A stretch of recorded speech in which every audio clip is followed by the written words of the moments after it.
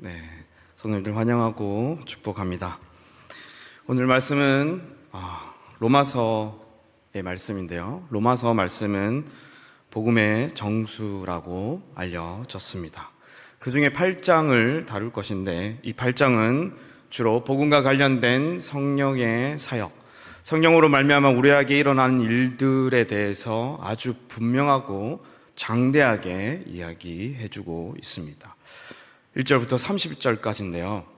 다 다루면 2시간 걸릴 것 같아서 12절부터 18절까지만 이야기하고자 합니다. 우리 안에 성령의 내주하심이 우리에게 어떤 의미와 은혜가 있는지 이 부분을 통해서 더 알아보고자 합니다.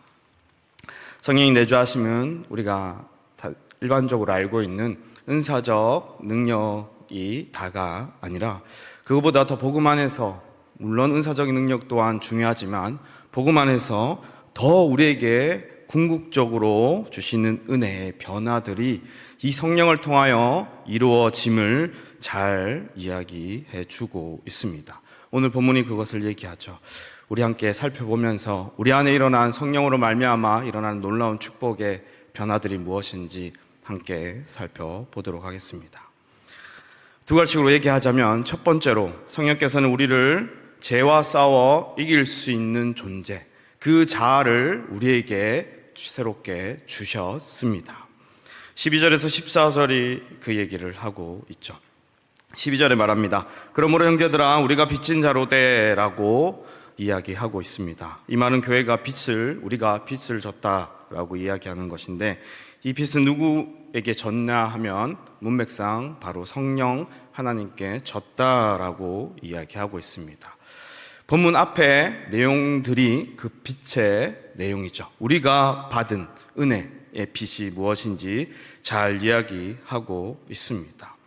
먼저 죄와 싸워 이길 수 있는 존재가 되기 전에 성령 하나님 우리에게 무엇을 허락하셨느냐 하면, 궁극적으로 죄에 대한 책망과 책임과 모든 것에서 자유로움을 허락해 주셨습니다. 이것이 우리가 빚진 내용인 것이죠. 2절의 성령님께서는 십자가의 은혜를 우리에게 적용시켜 주셔서 우리를 율법의 속박에서 자유롭게 하셨습니다. 더 이상 하나님의 법 앞에서 정죄함이 없는 자로 예수 그리스도의 십자가로 말미암아 그렇게 정죄함을 없애 주셨죠. 그의 십자가로 말미암아 모든 것이 정죄함이 없게 됩니다. 그분이 모든 것을 받았기에 4절의 일을 얘기하고 있죠. 하나님의 법이 요구하는 모든 율법의 요구를 예수 그리스도의 십자가 피로 말미암아 다 이루어 주셨기 때문에 더 이상 우리는 정죄함이 없는 자유로운 자가 되었다라고 합니다. 예수 그리스도는 하나님의 법을 다 이루셨죠. 하나님의 참된 자녀이자 백성으로서 가장 먼저 그 모든 것을 감당하셨습니다. 하나님의 법을 다 순종하며 사셨고, 또한 순종하며 사심으로 의인이 되셨고, 그 의인으로서 모든 죄인들의 죄를 대신 지심으로 형벌을 받음으로 그 모든 죄를 사해 주시는, 그래야 율법으로부터 자유롭게 하시는, 율법의 요구로부터 자유롭게 하시는 그 은혜를 우리에게 주셨는데, 그 은혜를 누가 적용시켜 주시냐면 바로 우리에게 내주하신 성령 하나님이 적용시켜 주신다고 말씀은 이야기하고 있습니다. 그뿐만 아니라 새로운 자가 된다, 새 생명을 주신다라고 얘기하고 있죠. 성령이 한번 들어오신 성령은 나가는 것이 아니라 계속 우리 안에 거하시며 성령을 쫓아 일하게 하시며 새 생명으로 썩어질 몸 가운데 다시 영원한 육의 생명 또한 주실 것을 약속하며 그 생명을 허락해 주셨다고 11절에 이야기하고 있습니다. 그리고 나서 이야기하는 것이죠. 형제들아, 우리가 빚진 자로 되라고 얘기하면서 말하는 것이 무엇이냐면 바로 육신에게 져서 육신대로 살 것이 아니다라고 이야기하고 있습니다. 여기서 육신은 죄를 지으려는 자아입니다. 하나님과 같이 되려고 했던 우리의 자아, 교만하여 하나님 없이 살아갈 수 있다고 했던 그 자아, 그래야 죄를 범할 수밖에 없던 그 자아를 이야기합니다. 하지만 성령께서 우리 가운데 있을 때, 우리의 가운데 내주하실 때 이제는 더 이상 이 자아에 움직이지 아니하고 새로운 자아, 이제는 하나님의 법을 따라, 성령의 법을 따라 새 생명을 얻은 자로서 하나님을 순종하며, 하나님께 순종하며 주의 율법을 사랑하며 그 법대로 살아갈 수 있는 새로운 자아가 우리 가운데 주어졌다라고 얘기하며 더 이상은 우리가 육신대로만 살아갈 수 없다라고 말해주고 있습니다. 그래서 욕망대로 살아가는 것이 아니라, 제 유혹에 쉽게 넘어가는 것이 아니라, 죄를 선택하기에 즐거워하는 것이 아니라, 죄를 지으며 살아가는 것이 아니라, 오히려 죄를 극복하며 죄를 짓지 아니하며 죄를 이겨가며 살아갈 수 있는 자로 우리를 바꾸셨다라고 이야기하고 있습니다. 오히려 그렇게 살아가고 있는 자들은 하나님의 심판을 받을 수밖에 없는 자라고 말하며, 성령을 받은 자는 그렇게 살 수 없다라고 아주 강력하게 13절에 말하고, 14절에 하나님의 영으로 인도함을 받은 사람, 곧 하나님의 아들로서 그렇게 살아간다라고 이야기하고 있습니다. 우리가 어떤 자인지 생각해 봐야겠죠. 성령이 있는 자라고 우리가 믿고 살아간다면, 우리가 확신하고 있다면 우리 안에 새로운 변화들은 무엇이냐면, 하나님을 사랑하며, 하나님을 사랑하기에 그의 법을 사랑하며, 죄를 싫어하고 죄를 짓지 아니하려고 하고 거부하며 이기며 나아가는 것이 우리에게 내주하신 성령의 바른 모습의 하나일 것입니다. 성령을 눈으로 볼 수는 없겠죠. 영적인 존재시기 때문에 우리가 간접적으로 경험하고 체험하는 수준밖에 없습니다. 하지만 그분이 우리에게 내주하셨을 때 일어나는 변화는 분명하고 확고하게 우리 안에 계신 성령을 우리가 굳건하게 믿을 수가 있습니다. 그 중에 가장 중요한 것이 바로 죄를 이겨나가며 살아간다. 하나님을 다시 경배하며 하나님과 다시 관계를 맺으며 나아갈 수 있는 자가 되었다라고 이야기하는 것이죠. 만약 죄를 이길 수 없다면 이는 성령이 내주하고 있지 않다고 말할 수도 있습니다. 물론 죄의 유혹에 넘어갈 수도 있겠죠. 그럴 수도 있습니다. 하지만 다시 일어나 또 싸우고 또 싸우고 결국 우리가 승리하며 나아가는 것이 성령 받은 자의 바른 모습일 것입니다. 성령께서 그 역할을 하시고자 우리 가운데 새 생명을 주셨고 새 자아를 주셔서 새 사람으로 만들어 주신 것이죠. 그래서 우리는 놀라운 삶의 변화를 일으킵니다. 죄를 짓지 아니하며 죄를 이겨 나가며 살아간다는 삶은 실제적으로 우리의 삶에 많은 영향을 줍니다. 단순히 하나님의 말씀을 지키고 안 지키고 이 부분에서 드러나는 것이 아니라 그것을 지키고 안 지키는 것에 대해서 우리의 삶에 직접적인 영향들과 변화들이 일어난다라는 것이죠. 무엇이냐면 나의 인생의 선택에서 정의와 공의를 선택할 것입니다. 하나님을 닮기에, 하나님을 사랑하기에 우리가 하나님의 방식대로 살아가고자 하는 욕망과 욕구들이 있어 우리의 선택 가운데 이기적이지 아니하며 오히려 이타적으로 행하는 일들이 많아질 것입니다. 내가 결정하는 일들이 단순히 나의 만족으로만 가지 아니할 것입니다. 다른 일을 생각하고 때로는 나의 힘듦을 참아가며 옳은 선택을 하며 살아가게 됩니다. 나만 만족하는 삶을 살아가고 있다면 성령이 역사하지 않는 부분이고 이것은 자연적 인간의 본성, 곧 죄된 본성을 따라가는 모습인 것이죠. 모든 믿지 아니하는 자들이 그렇게 살아가고 있습니다. 자신을 위해 살아가죠. 자신의 욕망을 충족시키며 나아가며 이기적으로 살아가는 것이 자연인, 곧 죄된 사람들의 모습인 것입니다. 하지만 우리는 다르게 선택하며 살아가는 실제적인 변화들이 우리 가운데 있게 됩니다. 이것이 성령이 내주하실 때 우리 안에 있는 역사적인 아주 놀라운 변화와 반응인 것입니다.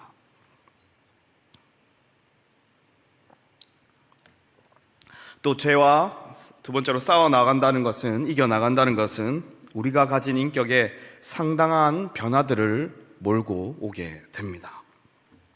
천천히 될 수도 있고요. 때로는 급격하게 각 사람에게 가지신 하나님의 계획에 따라 인격의 변화들이 성령을 통하여 일어나게 됩니다. 이전에는 참지 못하다가 참을성이 늘어나고, 이전에는 화를 냈다면 이해할 때까지 기다려주며 상대방을 이해하려고 노력하고, 보복하지 아니하고 남의 허물을 드러내지 아니하고 나의 자존심을 세우는 것이 않는 그런 삶을 살아가게 됩니다. 오히려 더 국률한 마음들이 많이 생기죠. 그리스도께서, 하나님께서 우리를 사랑하신 것처럼, 우리를 국률이 여겨주신 것처럼 다른 이를 더 국률이 여기며 더 온유한 모습들로, 더 거룩한 이런 모습들로 변화되게 될 것입니다. 그래서 신앙의 연수가 많을수록, 오래될수록 그 인격 또한 더 성숙해지는 것이 어찌 보면 성령이 내주하신 바른 모습이다라고 이야기할 수가 있을 것입니다. 물론 누군가는 더 그리스도를 많이 닮아간 사람이 있고, 누군가는 그리스도를 조금 더 아직 덜 닮아가는 사람이 있을 겁니다. 모두가 동등하게 똑같이 변화되지는 않습니다. 하지만 분명한 것은 변화된다는 것이죠. 성령이 내주하셨을 때 우리에게 일어나는 변화는 우리 안의 인격들이, 우리의 모습들이, 캐릭터들이 새롭게 바뀌어가며 그리스도를 닮아가는 놀라운 일들이 일어난다는 것입니다. 시종일과 인격이 변화가 없다면, 예전이나 지금이나 화를 동일하게 내고 있다면, 상대방에 대한 배려도 없고 자신만을 생각하며 살아간다면, 이는 오히려 성령의 역사가 일어나지 않고 오히려 성령의 역사를 따라가지 않는 모습이기에 우리는 경각심을 가져야 할 것입니다. 하지만 분명히 성령께서 내주하신다면 성령은 우리 안에 죄를 이겨나가며 새로운 삶을 살아가게 하실 겁니다. 하나님의 영상을 닮아가게 하는, 그리스도를 닮아가게 하는 놀라운 일들이 우리 가운데 일어나게 될 것이고, 우리는 분명히 그 죄된 행실과 모습들을 죽여가며 우리 안에 새로운 변화들을 보게 될 것입니다. 이것이 우리 안에서 역사하시는 성령의 크신 일 중에 하나인 것입니다. 이 진리를 믿으시기 바랍니다. 성령께서 역사하시고 우리가 성령을 믿고 살아간다면, 복음을 믿고 살아간다면 우리 안에 있는 변화들이 반드시 생겨날 것입니다. 죄를 이겨 나가며 우리 안에 변화들을 경험하게 될 것입니다. 성령께서 내주하시며 그런 삶을 살아가시는 여러분 되시길 주님의 이름으로 축복합니다. 두 번째로, 성령이 우리 가운데 오셨을 때 놀라운 일이 일어나는 것인데, 바로 우리를 하나님의 자녀로 만들어주시는 놀라운 일이 생깁니다. 성령을 받아 아주 중요한 변화가 뭐냐면 바로 우리의 신분의 변화인 것이죠. 이전에 우리는 종이었습니다. 율법에 매여 살아가는 종이었죠. 율법의 요구 가운데 그 율법을 지키지 못해 허덕이며 그 율법을 지키려고 노력하는 종처럼 살았다면, 이제는 그 율법에 매이지 아니하고 이제는 그리스도 십자가 안에서 자유로워져 이제는 그 기준에 만족하려고 우리가 애쓰고 노력하는 것이 아니라 그리스도 안에서 연합되어 새로운 자녀로서 율법에 매이지 아니하고 오히려 해방되어 하나님의 자녀로서 그 법을 사랑하며 살아가는 놀라운 일이 일어나게 되는데, 그것이 성령을 통해 일어나게 됩니다. 종으로서 살아가는 것이 아니죠. 매일매일 하루를 구걸하면서 살아가는 것이 아니라 하나님의 자녀답게 살아가는 놀라운 일들이 일어나게 됩니다. 이 세상에 매여서 허덕이며 살아가는 것이 아니라 만유의 주제시여 천지의 창조주이신 우리 하나님을 아버지라 부르며 살아가는 놀라운 일이 일어나게 됩니다. 그래서 성령을 양자의 영이라 하며 우리에게 보내주셨죠. 15절이 이를 얘기합니다. 15절에서 양자의 영이 우리 가운데 오셨을 때 우리는 새롭게 하나님의 자녀로서 됩니다. 그런데 왜 양자의 영이냐라고 이야기한다면, 하나님의 아들, 유일한 아들은 독생자 예수 그리스도밖에 없으시죠. 하지만 양자의 영이라고 하는 이유는 우리가 그분과 예수 그리스도와 연합했을 때 그분 안에서 하나님의 자녀와 동일한 신분과 지위와 모든 것을 누리게 되는 양자가 되기에 양자의 영이라고 이렇게 바울이 이야기한 겁니다. 당시에는 로마의 상황에 따라 이야기한 것이죠. 로마에서는 양자에 대한 우리가 생각하는 한국 문화에서 생각하는 양자와 그 로마 당시 세계에서는 양자가 완전히 다릅니다. 한 아버지가 한 아들을 양자로 한 사람을 양자로 삼는다라고 말하는 순간 이 양자는 원래 기존에 자기가 낳은 그 아들과 같은 그 모든 것을 동일하게 차별 없이 다 누리게 됩니다. 우리가 좀 다르죠. 그렇게 바울이 이것을 표현하며 양자의 영이시다라고 이렇게 사용을 한 것입니다. 양자의 영을 받은 자의 특혜가 무엇이냐면 첫 번째로 하나님을 이제 아빠, 아버지라 부르며 기도할 수 있게 됩니다. 구약의 이스라엘 백성들은 양자의 영을 받지 못했죠. 그래서 하나님을 아버지라 부르지 않았습니다. 창조주로서, 전능자로서, 자신들의 왕이자 궁극적인 신으로서만 그 이름을 부를 수가 있었죠. 어찌 보면 함부로 그 이름조차도 부르지 못했습니다. 하지만 우리 교회는, 우리 양자의 영을 받은 우리는 하나님을 아버지라, 아버지라 부르는 놀라운 일이 우리 가운데 일어나게 되시죠. 그게 성령을 받아서 되는 일입니다. 우리가 따라하려고 따라하는 게 아니라, 우리가 누가 아버지라고 얘기해서 아버지라고 얘기하는 게 아니라, 진짜 예수 그리스도의 십자가를 믿고 그 복음을 믿었을 때 성령이 오신다면 우리는 더 이상 하나님에 대해서, 하나님을 단순히 우리와 함께 할 수 없는 높은 주제이신 신이 아니라 그 신을 아버지라 부를 수 있는 놀라운 일이 우리 가운데 생기며, 그분을 아버지라 부르고 따르고 그분께 부르짖으며 기도하는 놀라운 일들이 일어나게 되는 것입니다. 아버지와 자녀의 관계는 특별한 관계죠.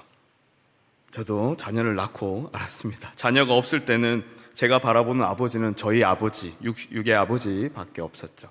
그래서 자녀된 입장에서만 볼 수밖에 없었습니다. 하지만 우리 다들 아시다시피 옛날의 아버지는 지금의 아버지의 모습들과 좀 다르죠. 밖에서 일하신다고 너무 바쁘셔서 자녀들에 대해서 조금 무관심한 아버지셨던 것 같습니다. 하지만 이제 제가 아버지가 되고 자녀들을 봤을 때 이 아버지와 자녀에 대한 관계에 대해서 좀 더 알게 됐습니다. 자녀가 있는 분들은 다 경험하셨을 겁니다. 우리 수아지아가 있는데 이 수아지아가 힘들고 어려울 때, 울 때 그것을 보는 아버지의 심정을 경험하게 됐습니다. 저를 찾길 바라더라고요. 제 스스로. 우리 수아지아가 그 힘들고 어려운 순간에 다른 사람을 보지 않고 나를 찾아줬으면 좋겠더라고요. 나한테 와서 울어줬으면 좋겠고, 나의 품에 안겨서 있었으면 좋겠고, 내가 그것을 해결해주고 싶은 마음들이 아주 충만하게 생기더라고요. 물론 자녀가 어느 정도 나이가 된다면 스스로 헤쳐나가야 됨을 알기에 제가 마음이 힘들더라도 도와주지 않을 때도 있습니다. 물론 아직 4살밖에 안 됐지만 단계가 있으니까 더 이상 도와주면 안 되겠다 하는 순간이 있어서 도와주지 않을 때마다 끙끙대며 혼자서 울면서 하죠. 그럴 때마다 살짝씩 도와주고, 아니면 아예 도와주지 않고 바라볼 때도 있죠. 왜냐? 잘 크기 위하여, 성숙해지기 위해서, 그 나이대에 맞게끔 자라나기 위해서 그 모든 선택들을 할 수밖에 없었습니다. 그리고 그 자녀가 기쁘고 즐거우면 저도 즐겁고 기쁩니다. 이 놀라운 일들이 경험되면서 아버지와 자녀의 관계를 좀 더 이해하게 됐습니다. 하나님과 우리의 관계 또한 이 관계 가운데 있지 않나 생각됩니다.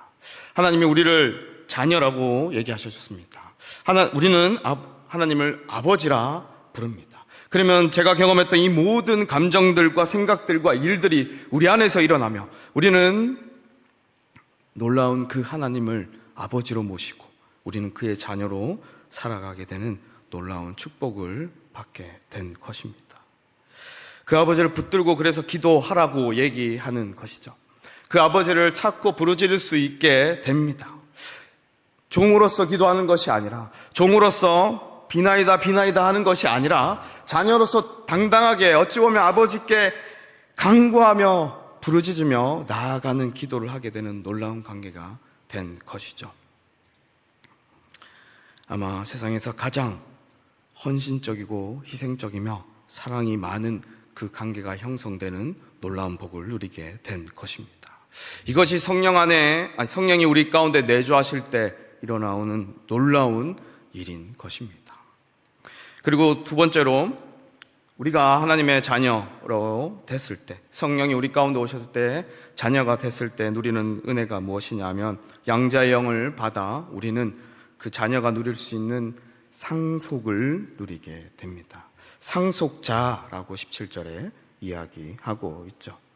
예수 그리스도가 유일한 아들이신데 우리는 그분과 연합하여 그분이 받으신 모든 것들을 우리 또한 동일하게 모든 것을 다 받아 누릴 수 있는 상속자가 되었습니다.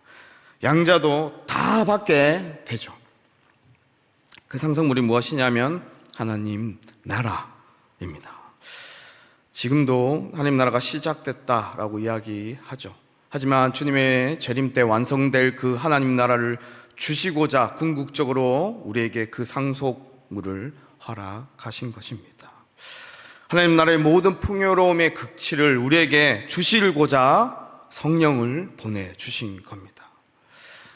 괴로움과 슬픔과 절망과 고통이 없는 세상, 죄와 사망이 사라진 세상, 그동안 누리지 못했던 궁핍과 핍절은 다 없어지고 무한함을 누릴 수 있는 세상, 완전한 육체를 입고 아프지 아니하며 건강하며 하나님의 뜻이 완전히 내 뜻이 되어 살아가는 그 기쁨과 영광의 세상을 우리에게 하나님은 유업으로 주신 것입니다. 성령이 내 안에 오실 때 우리는 그 상속을 받게 되는 상속자가 된 것입니다. 하지만 이 놀라운 또 상속물을 받을 것뿐만 아니라 한편으로는 고난도 상속물로 받았다라고 할 수가 있습니다. 17절에 그 얘기하죠. 상속을 받을 뿐만 아니라 고난도 함께 받는다라고 얘기합니다. 어찌 보면 하나님 나라에 가기 전까지, 완성된 하나님 나라에 가기 전까지 상속자로서 우리가 받아내고 감당해야 될 그 고난을, 현세의 고난을 이야기하는 것입니다.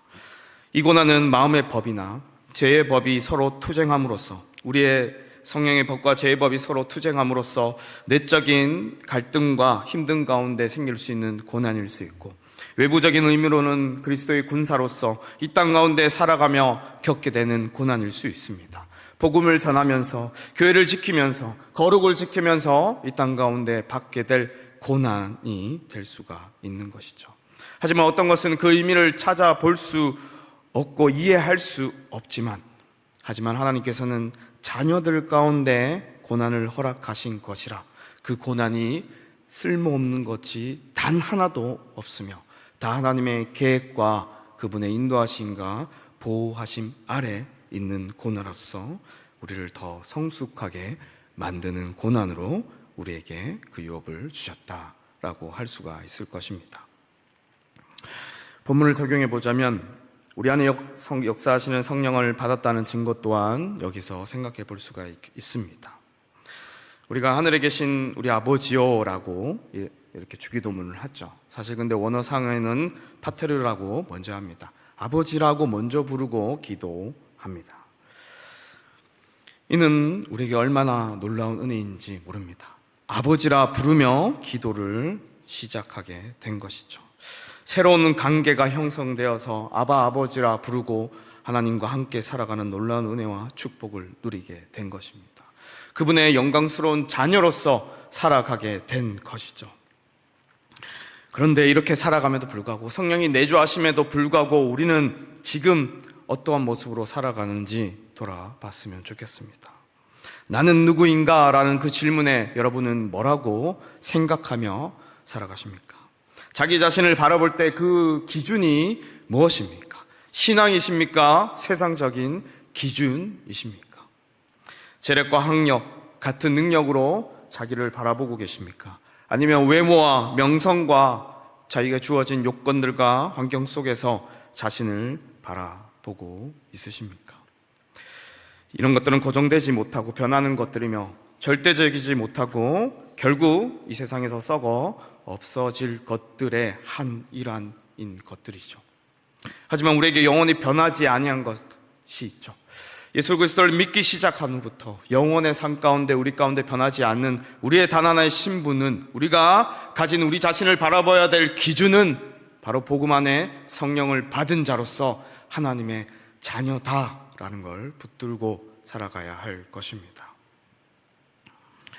자기 자신을 바라볼 때마다 나는 누구인가? 라는 걸 질문을 던질 때마다 나는 하나님의 자녀다라는 것을 기억하시기 바랍니다. 남들과 비교하지 말기 바랍니다. 성령에 정말 충만한 사람은 비교의식이 아주 약합니다. 내가 하나님의 자녀로 성령 충만함에 그 믿음을 가지고 살아가기에 내가 상대방과, 아니면 내가 주어진 환경과 내가 가지고 있는 요건들로 나 자신을 다른 이들과 다른 세상에 있는 것들과 비교하며 바라보지 아니할 것입니다.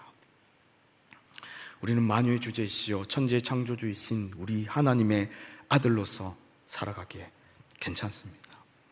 여러분, 성령 안에서 자신감을 가지시기 바랍니다. 자신 있게 사시기 바랍니다. 때로는 지금 좀 부족하고, 지금 좀 모자라도, 지금 좀 몸이 아파도, 지금 좀 재정적인 고난이 있을지라도 우리가 받을 유산을 생각해 보시기 바랍니다. 하나님의 자녀로서 받을 그 큰 유산을 생각해 보시기 바랍니다. 이 땅에서 그 어떤 것들을 많이 누려도 우리가 장차 받을 그 영광의 하나님 나라에 비교하면 그것은 세 발의 피와 같은 것들일 뿐입니다. 우리가 받을 그 큰 영광을 생각하며 자녀됨을 기억하며 나가야겠죠. 진정한 상속자의 삶을 사시기 바랍니다. 또한 성령 안에서 우리가 받게 될 고난들 가운데 그 고난들을 잘 해석하고, 어찌 보면 해석되지 아니할 때라도 기도하며 선으로 이루실 그 하나님이 협력하며 이루실 것들을 믿으며 나아가시길 바랍니다. 이것들은 우리를 다 하나님 앞에 제대로 끌고 가는 모든 가정 가운데 있는 고난일 것입니다. 때로는 이해할 수 없는 것들이지만, 때로는 우리가 알 수 없는 것들이지만, 우리가 성령 안에 있다면 이것은 다 헛되지 아니하며 결국 우리를 더 하나님 앞에 영광스럽게 하나님의 영상으로 끌고 가는 모습이며, 다른 것들을 포기하고 더 하나님만을 바라보게 하는 것들일 것입니다. 어찌 보면 왕과 공주의 신분이지만 그 신분의 영광을 지금 당장 누릴 수 없고 세상의 참된 진리와 경험을 쌓기 위하여 세상 밖에 보내져 살아가는 그 왕족의 삶을 살아간다고 생각하시기 바랍니다. 세상의 참된 잘못과 옳은 것들을 분별하며 경험하며 고난을 겪으며 인격을 쌓아 다시 왕의 곁으로 돌아가 다시 왕적인 삶을 살아가는 것이 우리의 스토리인 것입니다. 성령이 있으신 분들은 다 이 스토리를 갖고 계십니다. 예수 그리스도 그렇게 사셨죠. 하늘 왕자 버리시고 미천한 인간의 몸을 입어 이 땅 가운데서 다시 우리 모두를 위하여 십자가에 달려 죽으시고 다시 하늘 왕자에 앉으셔서 이 세상의 구원의 왕으로서 이 땅을 다스리고 이끌어 가고 계시죠. 우리도 어찌 보면 그 그리스도의 성육신의 삶을 따라가며 간다라고 생각하시기 바랍니다. 성령께서 함께 하신 자들의 삶은 이런 삶입니다. 잘 믿으시기 바랍니다. 우리가 성령을 받은 자들이기 때문에 이 모든 은혜와 축복을 누리게 될 것입니다. 성령을 받은 자들임을 믿으시기 바랍니다. 아멘입니까? 네. 본문이 말하고 있는 모든 일들이 여러분 가운데 일어났으며 장차 일어날 것입니다. 성령을 받은 여러분들 가운데 이 모든 은혜와 축복들이 임할 것입니다.